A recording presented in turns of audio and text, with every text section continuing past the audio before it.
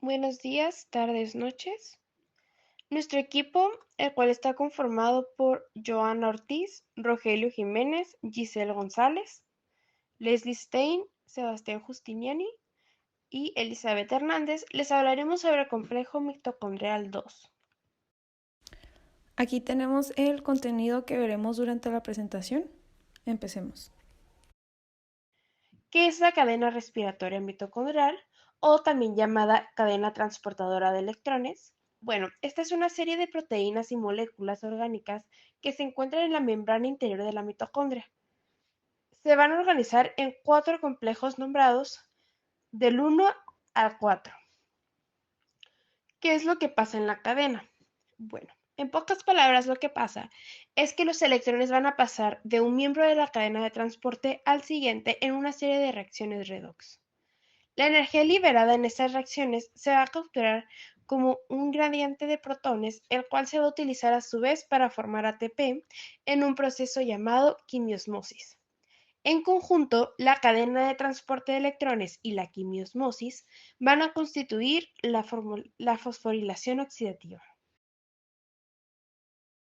Su importancia biomédica es que los organismos aerobios van a poder captar una proporción mucho mayor de la energía libre disponible de los sustratos respiratorios que los organismos anaerobios. La mayor parte de este proceso va a tener lugar dentro de la mitocondria, que se denominan las centrales de energía de la célula. La respiración está acoplada a la generación del intermediario de alta energía, la cual es el ATP, por medio de la fosforilación oxidativa. Habrán diversos fármacos y venenos que inhiben la fosforilación oxidativa, por lo general con consecuencias mortales. Se han llegado a señalar varios defectos hereditarios de las mitocondrias, las cuales afectan a los componentes de la cadena respiratoria y la fosforilación oxidativa. Los pacientes con estas anomalías van a mostrar miopatía, encefalopatía y suelen tener acidosis láctica. Ahora toca hablar sobre el complejo 2. Daremos una descripción general antes de entrar de lleno al tema. Por lo tanto, el complejo 2 es en realidad una puerta de entrada distinta de los electrones, que pueden entrar tanto por el complejo 1 como por el complejo 2. Este complejo 2 tiene como actividad al succinato deshidrogenasa. Recordemos que es una enzima del ciclo de Krebs. Esta va a transformar al succinato en fumarato. La reacción es una deshidrogenación, por lo tanto, se liberarán electrones. Recordemos que en el ciclo de Krebs lo captaba un FAD y formaba un FADH2. En este caso lo capta el complejo 2 y se lo va a ceder a la ubiquinona, que se va a reducir formando también ubiquinol.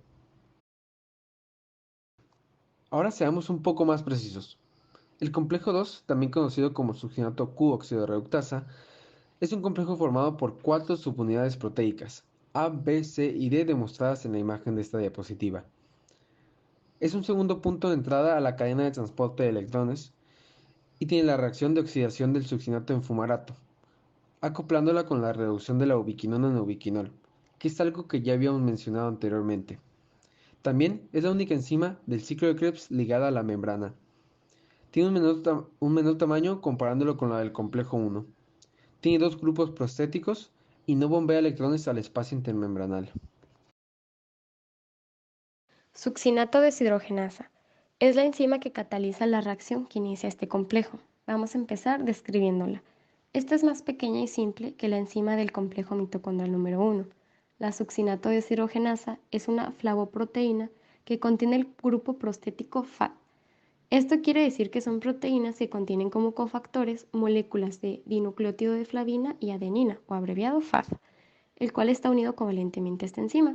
Recordaremos que el FAT es una coenzima que interviene en reacciones metabólicas de oxidorreducción, como es en este caso, ya que de acuerdo al Enzyme Commission tiene el número 1.3.5.1, por lo tanto es de categoría oxidorreductasa, siendo una enzima que interviene tanto en el ciclo de Krebs como en la cadena de transporte de electrones. Es importante mencionar que también es la única enzima en todo el proceso que se encuentra ligada a la pared interna de la membrana mitocondrial, donde forma parte de este complejo. como se ve ejemplificado en la imagen con letras de color rosa. La molécula de FAD de la enzima es el aceptador de electrones de la reacción, por lo que la reacción implica la oxidación del succinato al fumarato, que como recordaremos es el séptimo paso del ciclo de Krebs, lo que acopla la reacción de reducción del FAD al FADH2, como se observa en las estructuras en la parte inferior. Por lo tanto, el complejo recibe electrones del FADH2, que está reducido. A este proceso y los demás componentes del complejo se van a describir a detalle a continuación. En cuanto al procedimiento, el complejo 2 empieza a partir de los electrones que se liberan cuando actúa la succinato deshidrogenasa sobre el succinato, el cual se oxida y se convierte en fumarato, obteniendo 2 electrones de ese succinato para reducir al FAD que estaba en su estado oxidado a FADH2 en su estado reducido. Al no tener una flavoproteína como en el complejo 1, el FADH2 necesita regresar a su estado oxidado, soltando sus protones a la matriz mitocondrial para que puedan ser usados de nuevo en otro ciclo, por lo que solo hay transporte de electrones a partir de aquí. Antes de que FADH2 se oxide, vacía sus electrones a 3 clústeres de hierro y azufre. Aquí el hierro se reduce pasando a su estado de +3 a +2, reduciendo sus electrones, y luego se va a oxidar repitiendo un ciclo hasta pasar por los 3 clústeres de hierro y azufre. Al pasar por estos clústeres, estos electrones se van a recorrer como en el complejo 1 hasta llegar a la ubiquinona, que es la forma oxidada, donde se toman 2 protones de la matriz mitocondrial para convertirla en su forma reducida, que es el ubiquinol, para transportar los protones y electrones al complejo 3. La transferencia de ácidos grasos consiste en diferentes pasos. La beta-oxidación de los acilgraso coenzima A, que va a ser catalizada por la flavoproteína acilcoenzima A deshidrogenasa. La transferencia de electrones desde el sustrato FAD de la deshidrogenasa. La flavoproteína transferidora de electrones, la ubiquinona oxidorreductasa. El glicerol 3-fosfato, que va a provenir del glicerol liberado de la hidrólisis de triglicerol y la reducción del hidroacetato en la glucólisis. Este va a ser oxidado por el glicerol 3-fosfato deshidrogenasa. La beta-oxidación consiste en un ciclo de 5 pasos. Primero, la entrada de los ácidos grasos para que pueda realizar la oxidación de la acilcoenzima A por acilcoenzima A deshidrogenasa. Se va a producir un doble enlace entre el segundo y tercer carbono de ácido graso. La flavoproteína va a tener un grupo prostético que es el FAD. Este va a captar los electrones y se va a reducir en su forma FADH para que se forme el enoilcoenzima A. En el segundo paso se tiene que romper el enlace al introducir una molécula de agua por medio de una hidratación catalizada por la enzima enoilcoenzima A hidratasa y se va a formar L-hidroxilcoenzima A.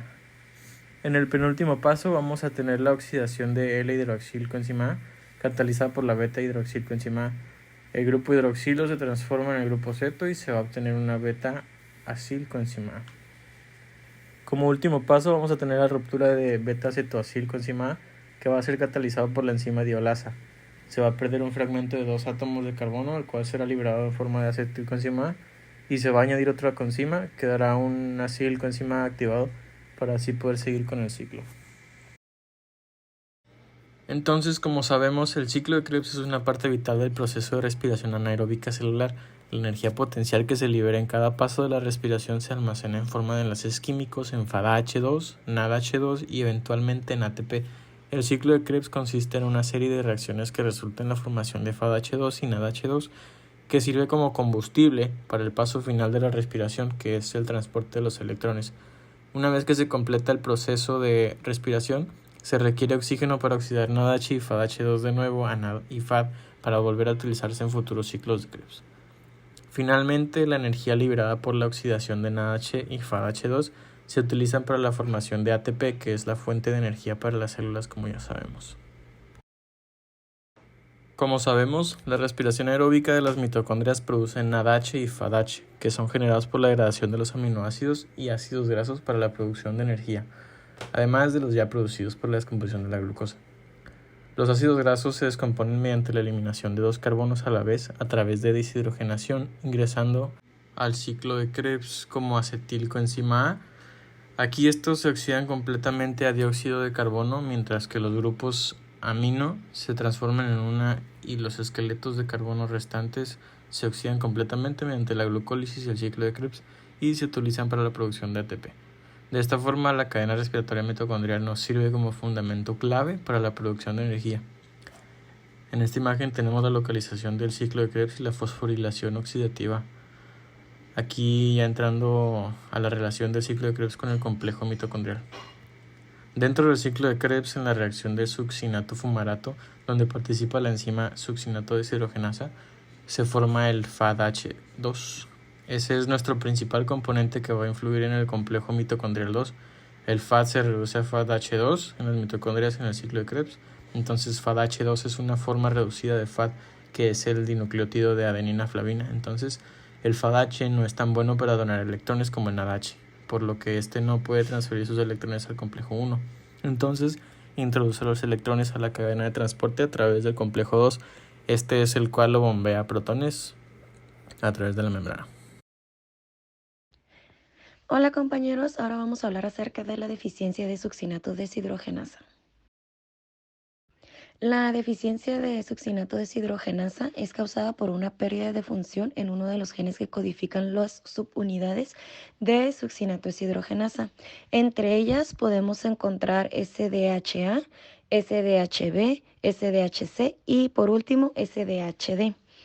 Los pacientes que dan positivo en la prueba de la mutación pueden estar en riesgo de dos síndromes relacionados, ya sea la triada de Carney o el síndrome de Carney-Stratakis.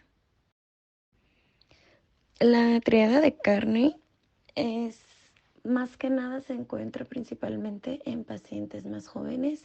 Al parecer, esta enfermedad no es hereditaria. Además, esta enfermedad puede incluir condromas pulmonares o también paragangliomas. En cambio, el síndrome de Carney-Stratakis es un síndrome que sí es hereditario y sí afecta a los pacientes jóvenes y precisamente en pacientes femeninos. Y los pacientes con este síndrome son más propensos a tumores que no son tan comunes. Y ya por último, tenemos una breve conclusión en donde tomamos que el complejo mitocondrial 2 es de suma importancia porque, como vimos al inicio, va a formar parte de la cadena transportadora de electrones y este va a ser el segundo paso de este proceso. Asimismo, nos va a promover la síntesis de ATP y sabemos que el ATP es vital para llevar a cabo otros procesos para la elaboración de síntesis de macromoléculas complejas. Muchas gracias por su atención, compañeros. Aquí tenemos nuestras referencias.